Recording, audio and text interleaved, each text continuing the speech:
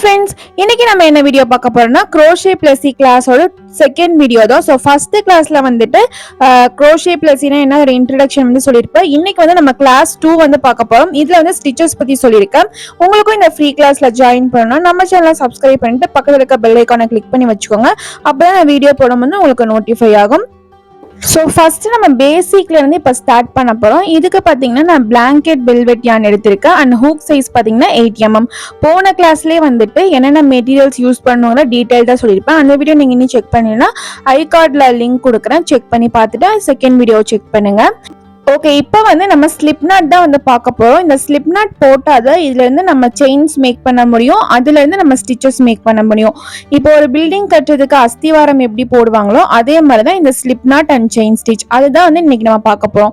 So ஃபிங்கர்ல இந்த மாதிரி யானை சுத்திட்டு இதுக்கு நெடுவுல இருந்து நம்ம வந்து யானை இந்த மாதிரி புல் பண்ணணும். ஸோ உங்களுக்கு வந்து இந்த மாதிரி ஒரு செயின் மாதிரி ஃபார்ம் ஆகும். இதை நீங்க இழுத்தீங்கன்னா உங்களுக்கு அந்த நாட் வந்து சரியாயிடும். ஸோ அகைன் நான் போடுறேன் பாருங்க, இதுதான் வந்து ஸ்லிப் நாட். ஸோ இப்படி இருக்கிறதுக்கு நேம் தான் வந்து நம்ம ஸ்லிப் நாட்னு சொல்லுவோம். இதுல இருந்தா இப்போ நம்ம வந்து செயின் ஃபார்ம் பண்ண போறோம்.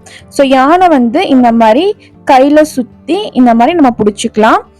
பிளாங்கெட் யான் பார்த்தீங்கன்னா உங்களுக்கு ஹோல்டு பண்றதுக்கு கொஞ்சம் கஷ்டமா இருக்கும், அதனால வந்துட்டு நீங்க ஒரு சுத்துனா வந்து போதும். ஸோ இந்த மாதிரி ஹூக்கை இன்செர்ட் பண்ணிட்டு நம்ம வந்து அந்த லூப்பை வந்து அட்ஜஸ்ட் பண்ணிக்கணும். ஒரு ஹூக் வந்து போயிட்டு வர அளவுக்கு தான் வந்துட்டு அந்த லூப்போட சைஸ் வந்து இருக்கணும். ஸோ இப்போ இதுல இருந்து நம்ம யானை வந்து நம்ம வெளியே எடுக்கணும். ஸோ அகைன் நான் எடுக்கிறேன் பாருங்க. அதே மாதிரி பாத்தீங்கன்னா இந்த ஹூக் சைஸ்ல தான் வந்து அந்த யானோட ஸ்பேஸ் இருக்கும். ஸோ ரொம்பவும் லூஸா பண்ணாம ரொம்பவும் டைட்டா பண்ணாம இந்த ஹூக் வந்து உள்ள போயிட்டு வெளியே வர அளவுக்கு தான் வந்து நம்ம ஸ்பேஸ் கொடுக்கணும். ரொம்பவுமே லூஸா போட்டிங்கன்னா நம்மளுக்கு ப்ராஜெக்ட் வந்து நல்லா வராது. ஸோ இப்போ நான் உங்களுக்கு வந்து அகெயின் வந்து போட்டு காமிக்கிறேன் பாருங்க. நீங்க வந்து சேம் யான்ல வந்து ப்ராக்டிஸ் பண்ணிக்கலாம். ஸோ ஃபர்ஸ்ட் வந்துட்டு நம்ம ஸ்லிப் நாட் போட்டுக்கலாம். ஸோ இதை வந்து சின்னதாக வந்துட்டு ஒரு ஹூக் உள்ள போகிற அளவுக்கு நான் அட்ஜஸ்ட் பண்ணிக்கிறேன். ஸோ கையில் வந்து ஹோல்ட் பண்ணிட்டு ஹூக்கை வந்து இந்த மாதிரி நம்ம ட்விஸ்ட் பண்ணி வெளியே இழுக்கணும். ஸோ அந்த கொக்கியில் வந்து மாட்டி இந்த மாதிரி நம்ம வெளியே எடுக்கணும். ஸோ இப்படி தான் வந்து ஒவ்வொரு செயினாக நம்ம ஃபார்ம் பண்ணணும். இந்த பிளாங்கெட் யான்ல நம்மளுக்கு என்ன ஒரு டிஸ்அட்வான்டேஜ்னு பார்த்தீங்கன்னா இந்த யான் வந்து கொஞ்சம் பல்கியாக இருக்கிறதுனால நம்ம செயின் போடும்போது அந்த செயின் வந்து தனியாக வந்து தெரியாது. நம்ம எத்தனை ஸ்டிச் போட்டிருக்கோன்னு வந்து கவுண்ட் பண்ண கொஞ்சம் கஷ்டமாக இருக்கும். ஸோ அது மட்டும் நம்ம கிளியர் பண்ணிக்கலாம். அதுவும் இல்லாமல் நம்ம ஸ்டிச்சஸ் வந்து ரொம்ப லூஸாக போடக்கூடாது. இப்போ நான் ஒரு ஸ்டிச் வந்து லூஸ் போட்டு காமிக்கிறேன் பாருங்க, உங்களுக்கு வந்து அந்த டிஃப்ரென்ஸ் வந்து நல்லாவே தெரியும். ஸோ லூஸ் போட்ட ஸ்டிச் பாருங்க, இந்த மாதிரி கேப் தெரியும். இந்த மாதிரி கேப் வந்து இருக்கக்கூடாது. ஒரு ஹூக் வந்து உள்ள போயிட்டு வர அளவுக்கு தான் நம்மளோட ஸ்டிச்சோட விட்த் வந்து இருக்கணும். ஸோ இப்போ வந்து நான் அகெயின் போடுறேன் பாருங்க. ஸோ ஒரு ஹூக் வந்து உள்ள போயிட்டு வர அளவுக்கு தான் இருக்கணும்.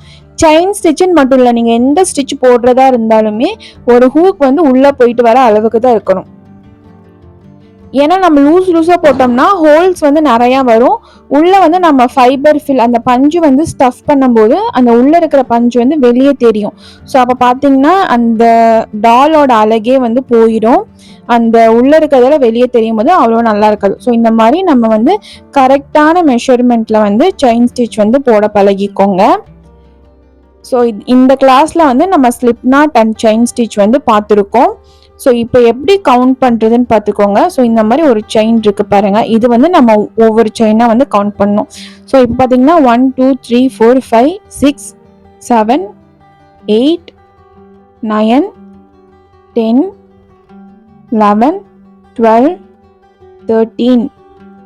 13 ஸ்டிச் 13 செயின் வந்து இப்போ நான் போட்டிருக்கேன். பேக் சைடு வந்து நம்மளுக்கு இப்படி இருக்கும், ஃப்ரண்ட் சைடு பார்த்தீங்கன்னா செயினாக இப்படி இருக்கும். ஸோ இந்த மாதிரி நம்ம கவுண்ட் பண்ணவும் நீங்கள் ஸ்டார்டிங்லேருந்தே பழகிக்கோங்க. அப்போ பெரிய ப்ராஜெக்ட் பண்ணும்போது உங்களுக்கு ஈஸியாக இருக்கும். ஓகே, ஒவ்வொரு கிளாஸ்க்கு எண்டுலேயும் வந்து நம்ம நோட்ஸ் எழுதிக்கணும்னா நோட்ஸ் வந்து ரொம்ப ரொம்ப இம்பார்ட்டன்ட். கிளாஸ் 1க்கு வந்து நம்ம நோட்ஸ் வந்து எழுதவே இல்லை, அதோட நான் வீடியோ முடிச்சிருப்பேன். இப்போ வந்து நான் எப்படி நோட்ஸ் எழுதுறதுன்னு வந்து உங்களுக்கு சொல்கிறேன்.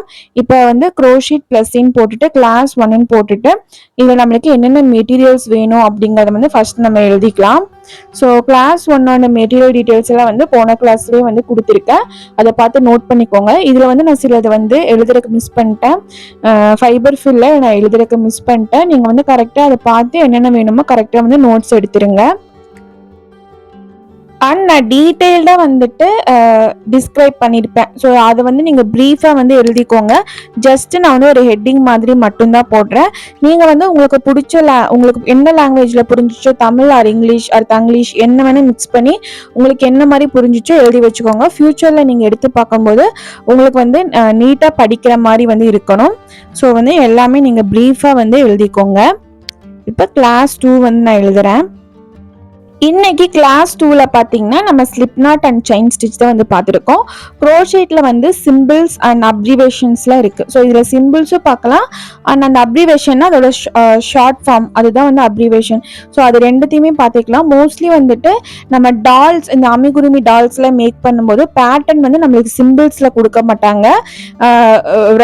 ரிட்டன் பேட்டர்ன் தான் இருக்கும். ஸோ அதையும் வந்து நம்ம எப்படி படித்து நம்ம போடுறதுன்னு நம்ம பார்க்கலாம்.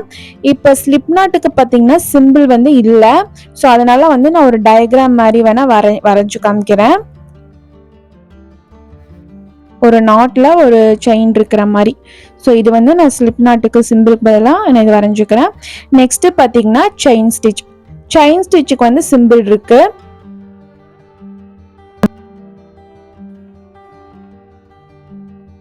செயின் ஸ்டிச்சோட சிம்பிள் பார்த்தீங்கன்னா இந்த மாதிரி ஓவல் ஷேப் ஒரு செயின் ஷேப்ல இருக்கும். இதோட அப்ரிவேஷன் பார்த்தீங்கன்னா CH, அதோட ஷார்ட் ஃபார்ம் வந்து CH. ஸோ உங்களுக்கு வந்து பேட்டர்ன்ல பார்த்தீங்கன்னா இந்த மாதிரி சிம்பிளுக்கு வந்துட்டு ரவுண்டு கொடுத்துருப்பாங்க. பட் நம்ம அமிகுருமி யூஸ் பண்ணும்போது நம்மளுக்கு ரைட்டிங்ல தான் வந்து இருக்கும். அதில் பார்த்தீங்கன்னா CHன்னு தான் மென்ஷன் பண்ணியிருப்பாங்க. ஃபுல்லாக வந்து CHAINலாம் வந்து போட மாட்டாங்க. CHனா செயின் வந்து நம்ம அண்டர்ஸ்டாண்ட் பண்ணிக்கணும். கிளாஸ் 2 பார்த்தீங்கன்னா நம்ம கம்ப்ளீட் பண்ணியாச்சு. இதில் வந்து slip not and chain stitch வந்து பார்த்துருக்கோம். கிளாஸ் 3ல வந்து ரொம்ப மெயினான பேசிக்கான ஸ்டிச் வந்து சிங்கிள் க்ரோஷே வந்து பார்க்கலாம். இந்த வீடியோ வந்து ஃப்ரெண்ட்ஸ், இந்த வீடியோ உங்களுக்கு பிடிச்சிருச்சுன்னா கண்டிப்பாக லைக் பண்ணுங்க அண்ட் கமெண்ட் பண்ணுங்க. மறக்காம நம்ம சேனலை சப்ஸ்கிரைப் பண்ணி வச்சுக்கோங்க. அப்போதான் இந்த மாதிரி வீடியோவில் உங்களுக்கு நோட்டிஃபை ஆகும். தேங்க்ஸ் ஃபார் வாட்சிங்.